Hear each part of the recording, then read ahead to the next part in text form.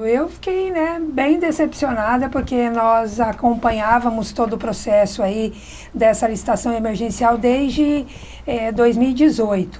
No ano passado, eu, o vereador Salvador Pizzolio e o vereador Heraldo Marquito estivemos na AGER conversando com um técnico, Ismael, e uma advogada da AGER, doutora Raumélia, e foi lá que eles nos colocaram a par dessa licitação emergencial que iria ocorrer. Pela primeira vez, teríamos um processo licitatório das linhas intermunicipais. E aí, esperávamos com ansiedade o resultado final dessa licitação e já sabíamos de antemão que a Satélite Norte tinha ganhado o serviço diferenciado para a linha Juara-Cuiabá e tinha proposto um preço de R$ 120 para a passagem. Na semana passada, o Tribunal de Contas, na pessoa do conselheiro Guilherme Maluf, cancelou a licitação e pediu ao Estado, à Secretaria de Infraestrutura, toda a documentação dessa licitação. É uma pena, porque vislumbrávamos a possibilidade de o usuário pagar muito menos pela passagem de ônibus de Juara-Cuiabá e também Juara-Sinop. O que surpreende, lembrando, o Guilherme Maluf, enquanto deputado, ele era um dos principais defensores, de quebras de monopólio, ou seja, de várias empresas atuando em várias cidades na questão de transporte. E, de repente, ele vai para o Tribunal de Contas e a postura muda. Como entender isso? Na verdade, ele alega, como conselheiro, que o processo licitatório tinha vícios de legalidade.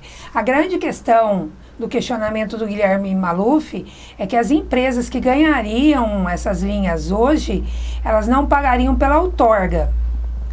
Mas, como o presidente da AGER nos deixou bem claro quando a gente foi falar com ele, é uma licitação emergencial para sanar o problema da falta de licitação de empresas de ônibus intermunicipais.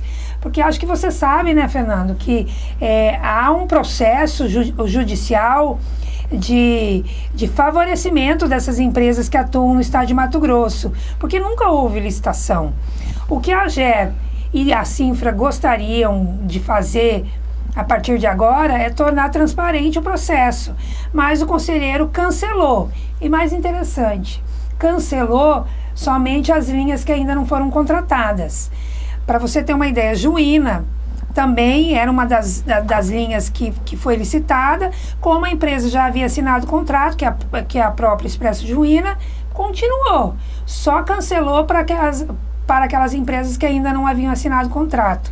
Vereador, deixa eu mudar então de assunto, a gente esclareceu isso, agora vamos falar da questão da greve. Esses dias surpreendeu o estado todo, vários canais de televisão estadual soltaram uma propaganda governamental em que o governador colocou que o piso salarial aqui é de 5.800 e que a educação do Mato Grosso é a 21ª e na mesma situação eles colocaram, voltem para as salas e melhorem a qualidade. Ou seja, ao mesmo tempo que ele falou, vocês ganham tanto, vocês ensinam mal. Foi isso que ele disse e repercutiu de forma revoltosa, na classe dos educadores, Eu lamento muito a fala do governador, e é uma fala de quem não conhece a educação do estado de Mato Grosso. Nós pecamos muito em colocar como gestores pessoas que desconhecem os setores básicos de qualquer estado, que é saúde e educação.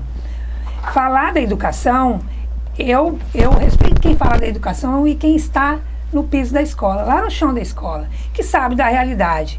E ele falou de um salário base de 5.000 e pouco. Deve ser lá na conta dele, porque na minha, que tem uma carreira de 22 anos, vou te falar que líquido não chega a isso, tá? E eu tenho pós-graduação. Imagine para quem está começando. Piso a gente paga para quem está no início de carreira. E nem de longe ele paga 5.000 e pouco de piso. Vereadora, antes da gente terminar, ontem uma notícia chamou a atenção a nível de Brasil, os números de vítimas de estupro em Mato Grosso. E a senhora, como mulher, eu gostaria que opinasse. Foram 181 casos esse ano em 6 meses. Mato Grosso, de forma negativa, pulou para primeiro lugar no ranking, mesmo o estado sendo 7, 8 vezes menor que outros em população. Como explicar isso?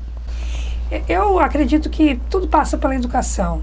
Como eu já falei outras vezes que eu vim aqui, né, Fernando? Eu acho que quando você educa teu filho para olhar as mulheres como iguais, o tratamento vai ser mais igualitário.